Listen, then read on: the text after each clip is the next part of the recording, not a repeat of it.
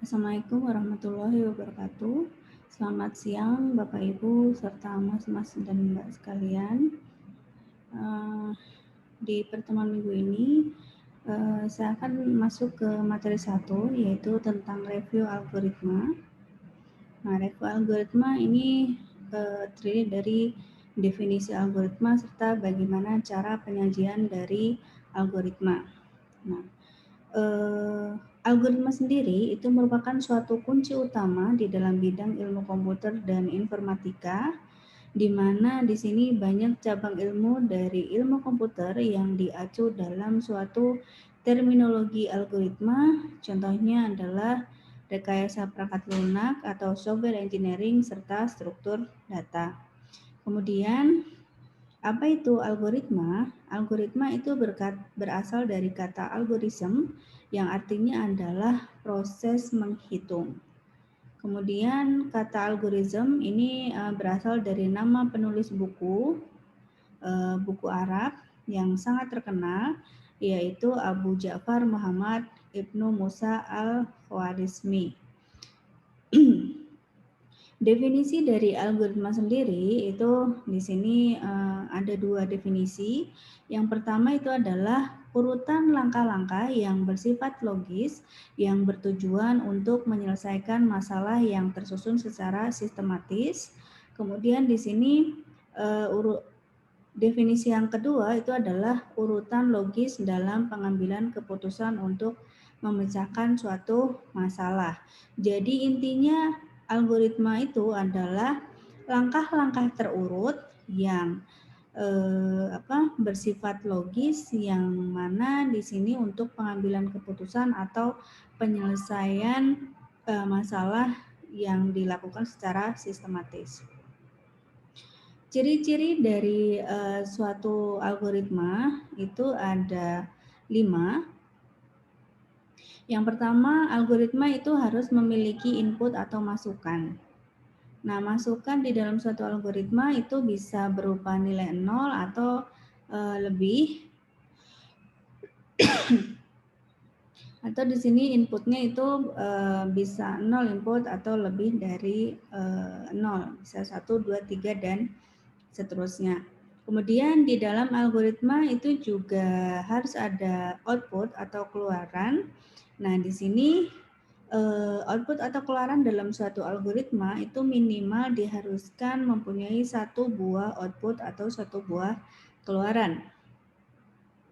Kemudian yang berikutnya, algoritma itu harus bersifat pasti atau definiteless, di mana algoritma ini mempunyai instruksi-instruksi atau perintah-perintah yang jelas. Kemudian tidak memiliki arti ganda, gitu. Kemudian algoritma itu memiliki batasan atau akhiran, di mana algoritma itu harus memiliki titik henti atau stopping rule. Artinya kalau kita membuat suatu algoritma tanpa ada titik henti, maka itu bukan suatu algoritma yang baik. Kemudian algoritma yang kita susun itu harus efektif dan efisien atau effectiveness. Nah, di sini algoritma itu diusahakan harus dapat dikerjakan secara efektif dan efisien. Artinya, di sini misalkan contohnya A itu sama dengan B plus 0 atau A itu sama dengan B dikali 1. Nah, di sini itu bisa kita efektifkan itu. Misalkan A sama dengan B gitu. Nah, ini kan A sama dengan B plus 0 atau A sama dengan B kali 1, ini kan sama dengan B juga gitu. Kenapa tidak kita tuliskan A sama dengan B saja gitu, sehingga bisa lebih menghemat memori pada saat kita membuat suatu program gitu. Nah, kemudian the best algorithm atau algoritma terbaik itu algoritma dikatakan terbaik atau the best jika suatu algoritma itu menghasilkan output yang tepat guna atau efektif, kemudian dilakukan dalam waktu yang relatif singkat, serta di sini disimpan atau ditulis dengan size atau ukuran memori yang relatif sedikit atau kecil. Nah, di sini dalam artian efisien, kemudian memiliki langkah yang berhingga atau memiliki stop roll tadi. Dan prosedurnya itu berakhir dengan baik. Nah, berakhir dengan baik di sini itu dalam artian bisa memperoleh suatu solusi dari permasalahan yang ada atau tidak. Artinya di sini output dari algoritma ini bisa berupa output yang benar atau output yang salah. Nah, yang jelas di sini ada outputnya, tapi kita lihat outputnya itu apakah outputnya sudah benar atau outputnya masih salah. Gitu. Kemudian di sini apakah perbedaan antara belajar memprogram dan belajar bahasa pemrograman? Kalau belajar memprogram itu sudah pasti dia belajar tentang bahasa pemrograman. Kemudian definisi yang lain, belajar tentang strategi pemilihan masalah, kemudian melalui suatu metodologi dan sistematikanya serta menuliskannya ke dalam suatu notasi yang sudah disepakati dalam suatu penulisan pemrograman sehingga mudah untuk dibaca dan dipahami. Kemudian di sini bersifat pemahaman persoalan, kemudian analisis dan sintesis, kemudian belajar memprogram itu lebih dititik beratkan bagaimana kita mendesain suatu program atau perancangan suatu program. Nah, kalau belajar bahasa pemrograman itu berarti belajar memakai atau menggunakan suatu bahasa tertentu. Nah, tentunya di sini bahasa pemrograman tertentu. Kemudian belajar menggunakan aturan tata bahasa dari bahasa pemrograman. Nah, tentunya di sini beda bahasa pemrograman itu beda tata bahasanya. Begitu juga dengan instruksi dan instruksi-instruksi atau perintah-perintahnya begitu. Kemudian masing-masing bahasa pemrograman itu juga memiliki cara pengoperasian compiler di pemrogramannya gitu. Kemudian apa itu program? Nah, program itu adalah implementasi dari suatu algoritma. Nah, kalau kita dilihat di sini adalah implementasi dari algoritma yang dituliskan dalam suatu bahasa pemrograman tertentu. Nah, bisa dituangkan dalam bahasa C, bahasa C++, Visual Basic, Java. Ya, kalau sekarang paling banyak digunakan itu Python. Kemudian dari definisi yang lain, program itu juga merupakan kumpulan instruksi atau kumpulan perintah yang digunakan untuk mengatur komputer agar dapat menjalankan atau melaksanakan suatu tugas tertentu atau tindakan tertentu gitu. Jadi program itu implementasi dari algoritma yang mana ke dalam implementasi tersebut itu dituangkan dalam suatu bahasa pemrograman tertentu sehingga komputer itu bisa menjalankan tugas sesuai dengan algoritma yang sudah kita rancang tadi gitu. Kemudian di sini ada definisi program, bahasa pemrograman, pemrogram dan pemrograman. Nah, program itu tadi kumpulan instruksi atau kumpulan perintah yang digunakan untuk mengatur komputer agar bisa melakukan suatu tindakan tertentu atau tadi implementasi dari algoritma yang dituangkan dalam suatu bahasa pemrograman. Kemudian bahasa pemrograman itu adalah instruksi atau perintah-perintah yang digunakan dalam menulis suatu program.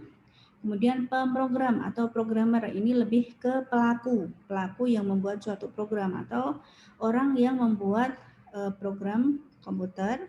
Kemudian di sini pemrograman atau programming itu lebih ke suatu aktivitas atau kegiatan yang mana kegiatan ini merancang serta menulis program dalam suatu komputer. Nah, tadi seperti sudah saya sampaikan bahwa suatu program itu bisa kita tuliskan dengan menggunakan suatu bahasa pemrograman tertentu. Contohnya di sini Pascal, Turbo C, Basic, Borland C++, Java, kemudian bahasa pemrograman yang lainnya gitu. Nah, dalam mata kuliah ini itu nanti akan saya berikan beberapa contoh aplikasi menggunakan C atau C++ gitu. Kemudian di sini bahasa pemrograman itu juga ada perkembangannya begitu. Nah, diawali pada generasi pertama itu bahasa pemrograman yang digunakan pada suatu komputer itu menggunakan bahasa mesin. Nah, bahasa mesin ini terdiri dari kode-kode mesin atau mesin language, kode mesin yang dapat diinterpretasikan secara langsung menggunakan mesin komputer. Nah, di sini bahasa mesin itu bahasa yang tidak awam diketahui oleh manusia, sehingga di sini kerugiannya ini sangat sulit untuk dipelajari, tetapi kekuatan eksekusinya itu sangat cepat karena bahasa mesin ini merupakan bahasa yang langsung dimengerti oleh mesin komputer. Kemudian di generasi yang kedua itu adalah bahasa rakitan atau bahasa assembly atau assembly language. Nah, assembly language ini merupakan bahasa simbol dari bahasa mesin. Nah, kelebihannya itu eksekusinya juga cepat, kemudian masih bisa dipelajari. Artinya lebih mudah untuk dipelajari dibandingkan dengan bahasa mesin. Kemudian ukuran filenya itu kecil. Kemudian kekurangannya itu ya tadi, walaupun lebih mudah dipelajari daripada bahasa mesin tapi masih sulit untuk dipelajari. Kemudian programnya ini sangat panjang. Begitu. Nah, kalau bahasa mesin dengan bahasa assembly itu dulu contohnya itu AX, BX, kemudian move A, move B, add A, add B, dan seterusnya. Gitu. Kemudian di generasi ketiga itu ada bahasa tingkat tinggi, high level language. Nah, program ini tingkatannya lebih tinggi daripada bahasa assembly atau assembly language. Nah, keuntungannya bagi manusia itu bahasa ini bisa dipelajari oleh manusia, kemudian lebih mendekati ke permasalahan yang akan dipecahkan, kemudian kode programnya pendek. Nah, tetapi di sini kerugiannya eksekusinya lamban. Kenapa? Bahasa tingkat tinggi ini harus kita konversikan dulu ke dalam bentuk bahasa mesin sehingga mesin itu bisa mengeksekusinya dengan mudah. Nah, artinya kenapa tadi bahasa mesin itu eksekusi langkah-langkahnya itu bisa lebih cepat karena yaitu bahasanya itu sudah sesuai dengan bahasa mesin dalam komputer. Nah, contoh bahasa tingkat tinggi di dalam generasi ketiga itu adalah C, C++, Pascal, Basic, dan Java. Kemudian di generasi keempat di sini diciptakan suatu bahasa pemrograman yang berorientasi pada permasalahan yang lebih spesifik. Contohnya ini digunakan untuk database. Contohnya adalah SQL gitu. Kemudian yang terakhir itu adalah bahasa pemrograman untuk generasi kelima. Nah, bahasa pemrograman generasi kelima itu sudah sangat canggih di mana bahasa pemrograman ini dapat digabungkan dengan artificial intelligence atau kecerdasan buatan gitu. Kemudian contoh bahasa pemrogramannya itu Prolog dan LISP. Nah, ini saya belum pernah mencoba untuk yang bahasa atau software ini, tapi nanti akan saya berikan contohnya seperti apa. Kemudian kebanyakan untuk generasi kelima itu digunakan dalam suatu sistem operasi di seluler cerdas atau handphone cerdas atau smartphone, di mana dan contohnya itu Misalkan di Microsoft itu ada Cortana, kemudian di iOS itu ada Siri. Nah, kan kalau dengan menggunakan Cortana atau Siri itu kita bisa ngobrol ya. Jadi bahasa pemrogramannya itu sudah canggih dilengkapi dengan adanya artificial intelligence atau kecerdasan buatan. Kemudian di sini algoritma itu ada beberapa jenis, ada sequence proses, ada selection proses, ada iteration proses, dan ada concurrent proses. Apa itu sequence proses? Sequence proses itu adalah proses antrian, di mana instruksi yang dikerjakan dalam suatu algoritma itu dikerjakan secara sekuensial atau secara berurutan. Kemudian dari urutan pertama sampai urutan yang terakhir. Kemudian selection proses atau di sini proses pemilihan.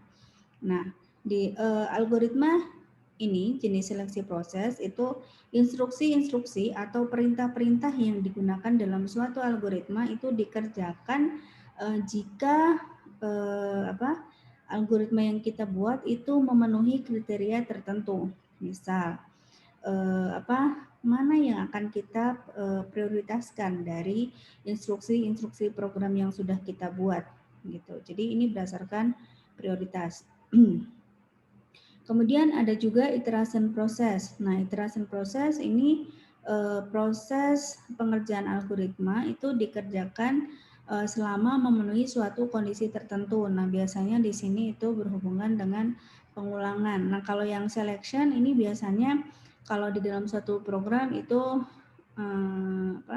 di C atau C++ atau Pascal itu if then, kemudian if then else, kemudian switch case. Kalau iteration proses ini contohnya for, do, repeat until, seperti itu. Jadi di sini program tersebut itu diulang-ulang dan akan berhenti sesuai dengan suatu kondisi tertentu. Kemudian di sini concurrent proses itu di mana beberapa instruksi itu bisa dikerjakan secara bersama-sama. Nah, itulah beberapa jenis proses dari algoritma. Jadi ada proses antrian, ada proses seleksi, ada proses iterasi atau ulangan, juga ada proses konkuren. Nah, contoh algoritma yang paling sederhana yaitu membuat mie rebus. Nah, pertama-tama siapkan mie instan dan bumbunya, kemudian rebus airnya sampai mendidih. Setelah air mendidih itu masukkan mie rebusnya, kemudian masukkan bumbunya, siap dinikmati atau dimakan, selesai. Nah, tadi suatu algoritma itu harus ada akhiran, gitu kan? Itu contoh sederhana penerapan algoritma dalam kehidupan sehari-hari. Nah, ini ada juga misalkan contoh menjumlahkan dua buah bilangan. Nah, menjumlahkan dua buah bilangan itu dimulai dengan menentukan nilai dari dua buah bilangan tersebut, di mana nilai tersebut itu dalam suatu algoritma itu disimpan ke dalam suatu variabel. Di sini untuk bilangan pertama disimpan di variabel A, kemudian di yang nilai yang kedua itu di variabel B. Kemudian setelah kita masukkan nilai dari bilangan A dan bilangan B itu kita jumlahkan nilai dari bilangan A dan bilangan B. Kemudian setelah kita jumlahkan itu kita simpan jumlahnya ke dalam suatu variabel C. Kemudian kita tampilkan hasil penjumlahan tadi. Jadi misalkan kalau A-nya 2, B-nya 3, maka C-nya itu akan tampil 5. Kalau sudah selesai berarti selesai gitu. Nah, kemudian algoritma itu bisa disajikan dalam beberapa cara. Caranya itu bisa menggunakan kalimat deskriptif, pseudocode maupun flowchart gitu. Nah, secara garis besarnya itu algoritma itu disajikan dalam dua bentuk, tulisan maupun gambar. Nah, kalau dalam bentuk tulisan saja itu biasanya dituangkan dalam bentuk pseudocode. Nah, bahasa pseudocode ini mirip-mirip dengan bahasa pemrograman yang sebenarnya dengan menggunakan bahasa pemrograman Pascal atau C. Kemudian kalau menggunakan gambar itu biasanya disajikan dengan menggunakan flowchart.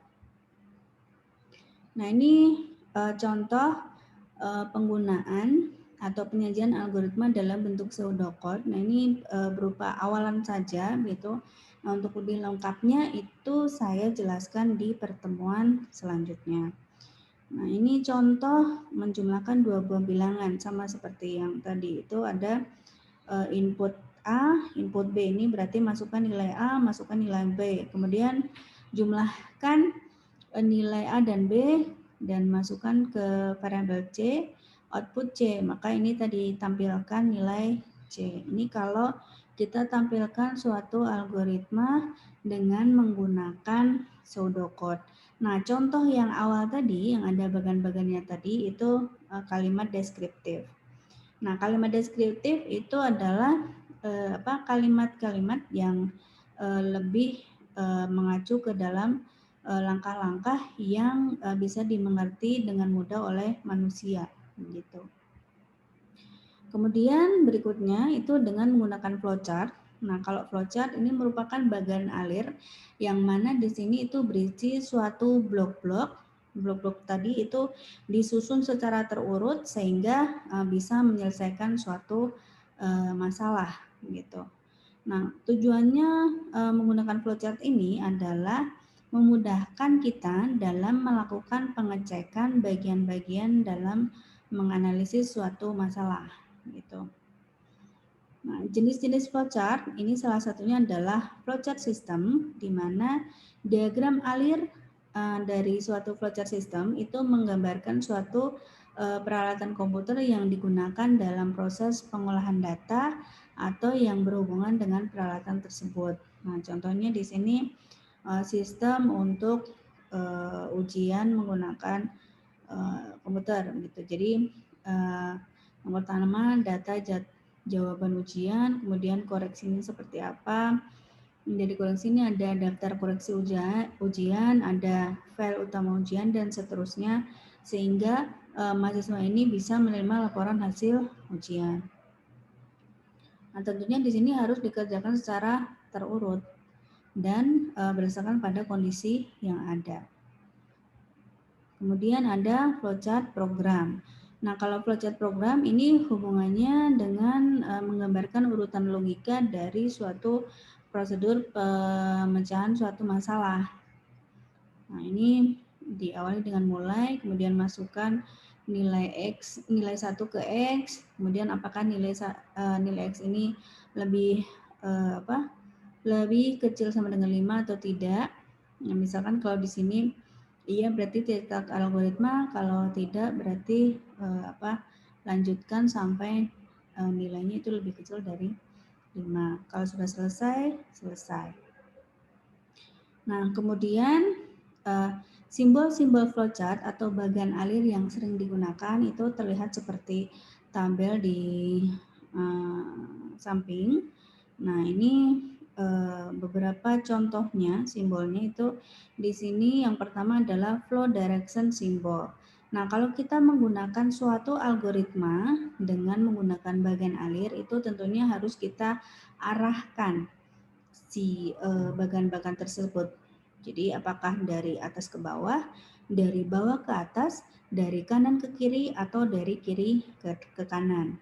Kemudian simbol yang berikutnya adalah terminator simbol. Nah, terminator simbol ini biasanya digunakan untuk permulaan atau start dan akhir stop dari suatu kegiatan. Jadi kalau kita membuat suatu bagan itu harus diawali dengan start dan diakhiri dengan stop. Nah, start stopnya ini dengan menggunakan simbol ini. Kemudian yang berikutnya adalah konektor simbol. Nah, konektor simbol yang bentuknya ini itu digunakan untuk keluar masuk atau penyambungan proses dalam lembar atau halaman yang sama. Nah, misalkan kita dalam satu halaman itu nggak muat tapi masih bisa kita sisipkan di samping halaman samping masih ada lembar daerah kosong di halaman yang sama. Nah, itu bisa kita gunakan dengan konektor seperti ini. Nah, tetapi kalau kita sudah membuat suatu bagan atau flowchart, tetapi dalam satu halaman itu tidak cukup dan mengacu ke halaman yang berbeda, itu kita gunakan konektor simbol. Nah, kemudian yang berikutnya itu processing simbol atau simbol untuk pemrosesan. Di sini digunakan untuk pengolahan yang dilakukan oleh komputer, misalkan proses penjumlahan, proses perkalian, kemudian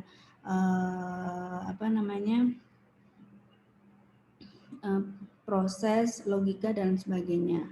Kemudian ini simbol manual operation. Nah, di sini digunakan untuk pengolahan yang tidak dilakukan oleh komputer. Artinya kalau ini kita membuat suatu flowchart atau bagan alir tanpa melibatkan komputer, itu ini yang kita gunakan. Kemudian di sini simbol decision ini digunakan untuk pemilihan proses berdasarkan pada kondisi yang ada. Ini cabangnya nanti bisa menyatakan ya atau tidak. Nah, ya atau tidak tadi nanti itu akan mengacu ke simbol yang lain, apakah nanti akan mencetak atau memproses lagi gitu. Kemudian ini ada simbol input output. Nah, simbol input output ini ya contohnya tadi masukkan bilangan A, masukkan bilangan B, atau kalau di sini itu karena menggunakan bahasa di pseudocode itu ada input A, input B, atau read A, read B, gitu. Kemudian ini simbol manual input. Di sini memasukkan data secara manual melalui keyboard.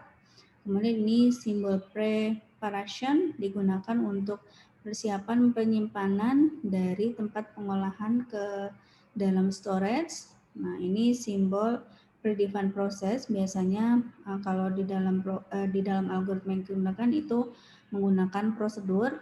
Kemudian ada simbol display. Nah, kalau kita tampilkan di layar atau printer. Kemudian ada simbol disk dan online storage. Ini kalau kita menyimpannya atau inputnya itu berupa disk atau disimpan dalam suatu disk, misalkan flash disk, CD, dan lain sebagainya. Kemudian simbol magnetic type, ini kalau kita simpan atau kita inputkan dari pita magnetik. Kemudian ini simbol punch card, ini kalau ke kartu, dan simbol dokumen. Kalau ini input dan outputnya itu jika dicetak dari kertas. Nah, tetapi kalau